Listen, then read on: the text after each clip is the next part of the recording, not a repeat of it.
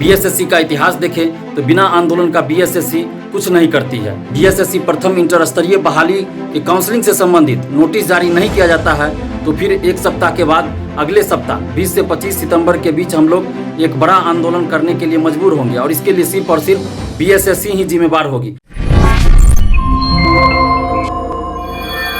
नमस्कार, आप देख रहे हैं द इंडिया टॉक। मैं हूं आदेश पुरी। बीएसएससी का मामला तूल पकड़ते ही जा रहा है। लगातार छात्र बेचैन हो रहे हैं और उनकी बेचैनी इतनी बढ़ गई है कि उनके द्वारा आयोग को ये चेतावनी दी गई है कि अगर एक हफ्ते के अंदर में, यानी जो हफ्ता अभी चल रहा है, शनिवार तक डॉक्यूमेंट्स वेरिफिकेशन का डेट नहीं दिया जाता है तो मजबूरन उन्हें 20 से 25 सितंबर के बीच आंदोलन को मजबूर होना पड़ेगा। आपको बताते चले कि छात्र नेता दिलीप ने वीडियो जारी करते हुए ये कहा है कि बीएसएससी के रवैये से छात्र काफ़ी मानसिक रूप से परेशान हैं और अगर एक हफ्ते में डॉक्यूमेंट्स वेरिफिकेशन का डेट नहीं दिया जाता है तो मजबूरन उन्हें आंदोलन करना पड़ेगा। इसके साथ ही साथ द्वितीय इंटर स्तरीय के नोटिफिकेशन और तृतीय सचिवालय सहायक के नोटिफिकेशन को लेकर भी दिलीप ने आह्वान किया है। चलिए सुनते हैं दिलीप ने क्या कहा। बिहार में छात्र युवाओं के साथ किस तरह अन्याय और शोषण हो रहा है और किस तरह उन्हें मानसिक रूप से प्रताड़ित किया जा रहा है, इसे आप बीएसएससी की कार्यशैली से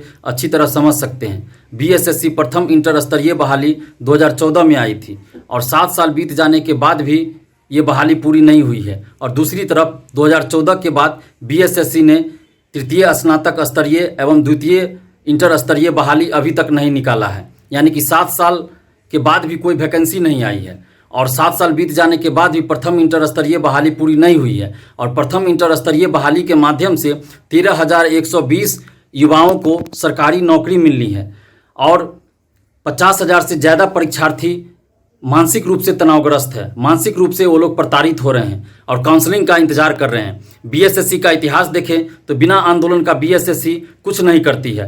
प्रथम इंटर स्तरीय बहाली को ही देखें तो इसके पीटी परीक्षा के लिए भी परीक्षार्थियों को आंदोलन करना पड़ा, पीटी के रिजल्ट के लिए भी आंदोलन करना पड़ा, मुख्य परीक्षा आयोजित करवाने के लिए भी आंदोलन करना पड़ा और टाइपिंग टेस्ट के लिए भी आंदोलन ही करना पड़ा और अभी काउंसलिंग के लिए भी छात्रों को आंदोलन ही करना पड़ रहा है।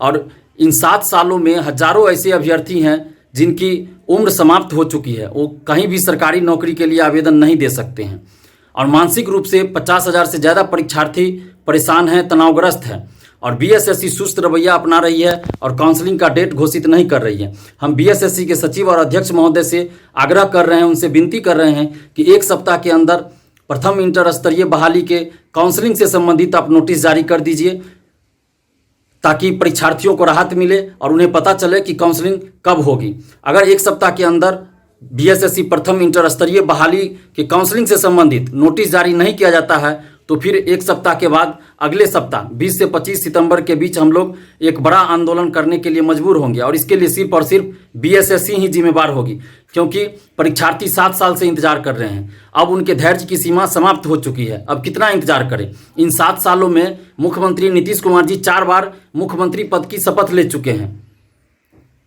और इन 7 सालों में हजारों परीक्षार्थियों की उम्र समाप्त हो चुकी है, उनकी आजीविका का भी सवाल है, फिर भी बीएसएससी सुस्त रवैया अपना रही है। तो हम बीएसएससी के सचिव और अध्यक्ष महोदय से पुनः आग्रह कर रहे हैं और बता भी रहे हैं कि एक सप्ताह के अंदर आप बीएसएससी प्रथम इंटर स्तरीय बहाली के काउंसलिंग से संबंधित नोटिस जारी कर दीजिए, अन्यथा एक सप्ताह के बाद हम लोग फिर एक बड़ा छात्र आंदोलन करेंगे बीएसएससी ऑफिस के अंदर, जिसके लिए सिर्फ और सिर्फ बीएसएससी ही जिम्मेदार होगी।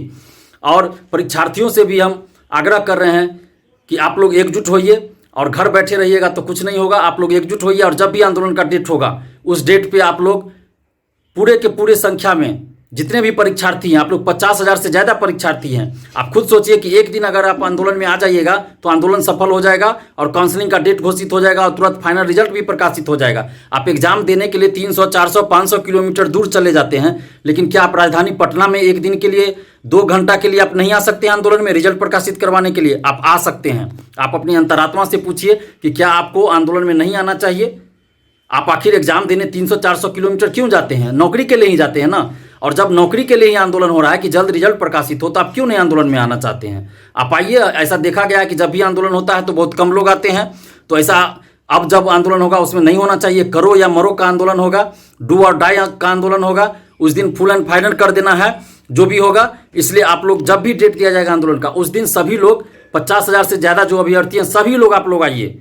और डरने की बात नहीं है, बीएसएससी के नोटिस से बिल्कुल ही नहीं डरिए, क्योंकि संविधान में मौलिक अधिकार के तहत हमें यह अधिकार दिया गया कि हम अपने हक और अधिकार के लिए शांतिपूर्वक आंदोलन कर सकते हैं, धरना प्रदर्शन कर सकते हैं। तो हमसे हमारा ये अधिकार कोई नहीं छीन सकता है। तो इसलिए बिल्कुल ही डरिए मत कि बीएसएससी आपके खिलाफ कोई कार्रवाई करेगी या कुछ करेगी, ये सब बिल्कुल ही अपने मन से निकाल दीजिए। बीएसएससी सिर्फ और सिर्फ डराने के लिए नोटिस जारी की थी, और इससे पहले बीपीएसएससी यानी दरोगा बहाली का जो आयोग है उसने भी इस तरह का नोटिस हम लोग के खिलाफ जारी किया था, लेकिन कहाँ कुछ कर लिया आज तक, क्योंकि हम लोग सच्चाई के रास्ते पे। गलत हम लोग नहीं है, गलत बीएसएससी है जो 7 साल से एक वैकेंसी पूरा नहीं कर पाई है।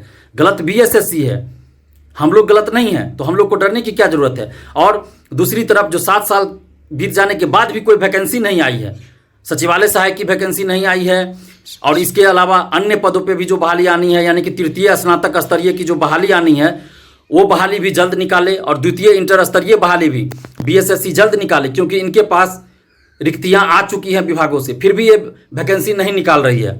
तो बीएसएससी को चाहिए कि जल्द से जल्द तृतीय स्नातक स्तरीय, द्वितीय इंटर स्तरीय बहाली भी निकाले, और इस प्रथम इंटर स्तरीय बहाली को जल्द से जल्द पूरा करें।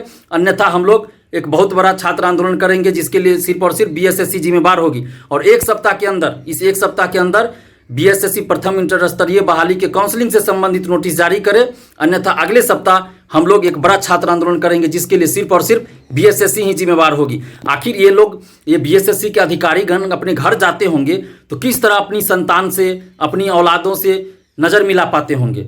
आखिर हम लोग जो परीक्षार्थी हैं वो भी किसी के बच्चे हैं, किसी का बेटा है, किसी की बेटी है, और ये अधिकारी लोग का भी बेटा बेटी होगा। तो ये लोग जब घर जाते हैं तो कैसे अपने संतान से आंख में आंख मिला पाते होंगे, समझ में नहीं आता। इन लोग को शर्म भी नहीं आती है क्या कि 7 साल से एक वैकेंसी पूरी नहीं हो पाई है। तो हम आग्रह कर रहे हैं, विनती कर रहे हैं बीएसएससी के सचिव और अध्यक्ष महोदय से कि मानवीय रुख अपनाइए, और एक सप्ताह के अंदर बीएसएससी प्रथम इंटर स्तरीय बहाली से संबंधित काउंसलिंग का डेट घोषित कीजिए और नोटिस अपने वेबसाइट पे डालिए। धन्यवाद, जय हिंद। तो जैसा कि आपने सुना कि दिलीप का साफ कहना है कि बीएसएससी की सुस्त रवैये के चलते छात्र मानसिक और सभी तरह से परेशान हो रहे हैं, और 7 सालों से उनकी प्रक्रिया चल रही है। अगर एक हफ्ते के अंदर में डॉक्यूमेंट्स वेरिफिकेशन का काउंसलिंग का डेट नहीं दिया जाता है तो मजबूरन उन्हें आंदोलन करना पड़ेगा, और इसके लिए सिर्फ और सिर्फ आयोग जिम्मेवार रहेगी।